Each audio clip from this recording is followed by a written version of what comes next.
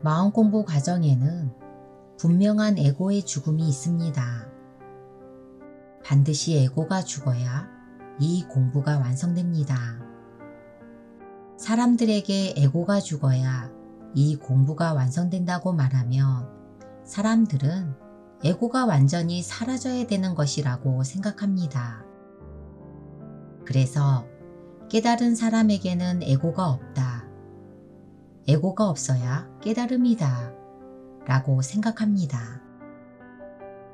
그러나 그 말은 한편으론 맞는 말이기도 하면서 다른 한편으론 틀린 말이기도 합니다.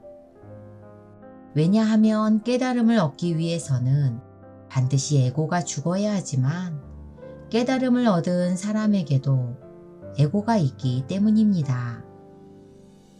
이미 죽은 에고가 어떻게 살아있을 수 있단 말일까요? 그러니 에고가 죽었다라는 말은 에고가 완전히 사라졌다는 그런 의미가 아닙니다. 에고에게 어떤 변형이 일어났다는 뜻입니다.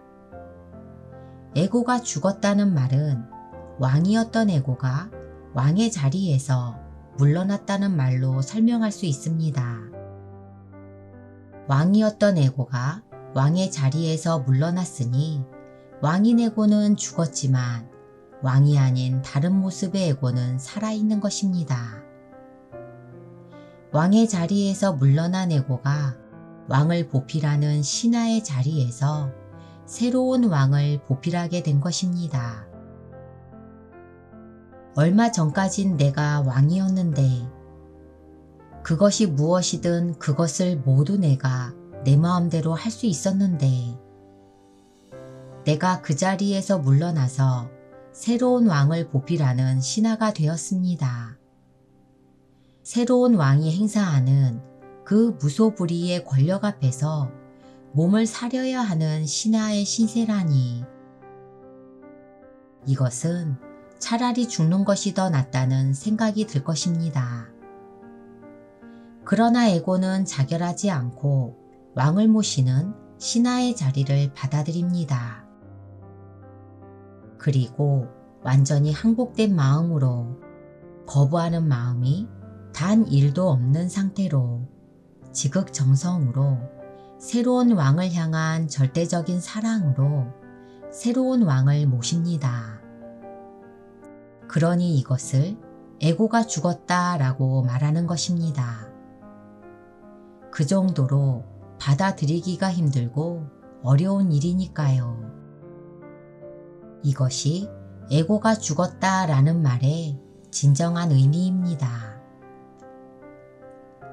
깨달음을 얻기 전 에고는 자신이 왕이라고 생각합니다. 모든 것을 내가 내 힘으로 한다고 주장합니다. 그러나 그것은 진실이 아닙니다. 에고인 내가 내 힘으로 할 수 있는 것은 단 하나도 없습니다. 이것이 진실입니다. 우리가 하는 모든 일은 저절로 일어나는 일일 뿐입니다. 그럴 만한 인연으로 일어나는 것일 뿐입니다. 모든 것이 연기입니다. 그러니 내가 하는 것이 단 하나도 없습니다. 내가 할 수 있는 것이 단 하나도 없습니다. 그러나 에고는 그렇게 생각하지 않습니다. 자신이 모든 것을 내 힘으로 한다고 믿고 있습니다. 그러니 그런 에고가 모든 것이 연기라는 이 사실을 받아들일 리 만무합니다. 그러나 왕이 아닌 존재가 자신을 왕이라고 주장하면서 월권을 행사하면 반드시 문제가 생기기 마련입니다. 그래서 우리 삶에 괴로움이 일어납니다. 그리고 그 괴로움은 우리에게 진실을 보게 만듭니다. 진실을 보게 되면 에고는 왕의 자리에서 물러날 수밖에 없습니다. 에고는 이 자리에서 물러나고 싶지 않습니다. 그래서 수단과 방법을 가리지 않고 진실을 외면하려 합니다.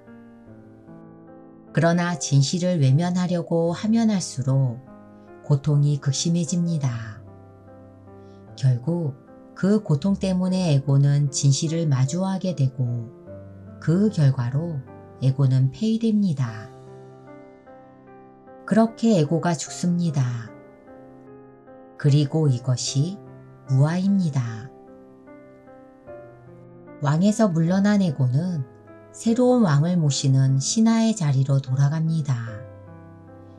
원래 그 자리가 에고의 자리였습니다. 이제 에고는 전체이면서 하나인 진화, 신, 하느님, 본성을 위해 봉사합니다. 그래서 깨달음을 얻어도 에고의 기능은 여전히 작동하게 되는 것입니다. 경계가 사라졌다고 해서 남의 것을 내 것이라고 주장하지는 않습니다. 남의 집과 내 집을 구별하고 남의 물건과 내 물건을 구별하고 남의 돈과 내 돈을 구별합니다. 남의 아내를 내 아내라고 주장하지도 않고 남의 남편을 내 남편이라고 주장하지도 않습니다. 남의 자식을 내 자식이라고 하지도 않고 남의 부모를 내 부모라고 하지도 않습니다. 깨달음을 얻어도 여전히 네 것은 네 것이고 내 것은 내 것입니다. 일체가 이것임이 분명한 가운데에서 너와 내가 다름을 압니다. 너의 것과 내 것이 다름을 압니다. 다른 사람의 문제는 여전히 다른 사람의 문제고 내 문제는 여전히 내 문제입니다. 나에게는 여전히 나의 삶이 있습니다. 나는 여전히 나의 행복과 기쁨을 위해서 삽니다. 깨달은 이가 이렇게 살아갈 수 있는 것은 에고의 기능이 그대로 작동하기 때문입니다. 깨달은 이에게도 에고가 있기 때문입니다. 만일 깨달은 이에게 에고가 없다면 깨달은 이는 달려오는 자동차와 내가 하나라며 자동차를 향해 두 팔을 벌리고 달려나갈 것입니다. 에고가 있기에 깨달은 이도 달려오는 자동차를 피하는 것입니다. 이렇게 에고는 신하의 자리에서 왕을 보필하는 자신의 임무를 수행합니다. 에고가 죽었다고 해서 에고가 완전히 사라지는 것은 아닙니다. 물론 왕인 에고는 죽었으니 완전히 사라진 것도 맞습니다. 그러나 신하인 에고는 여전히 살아 있습니다.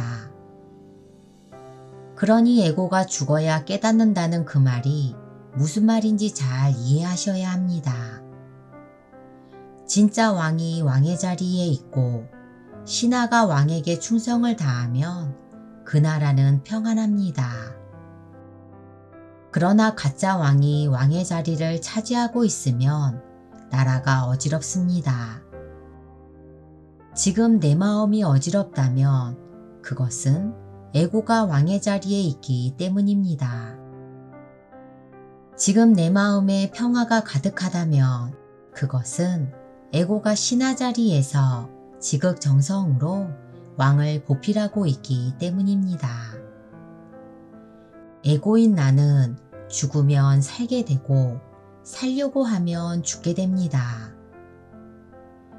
그러니 살아서 죽으세요. 그러면 죽어서도 살게 됩니다. 진실로 그러합니다. 사랑합니다. 감사합니다.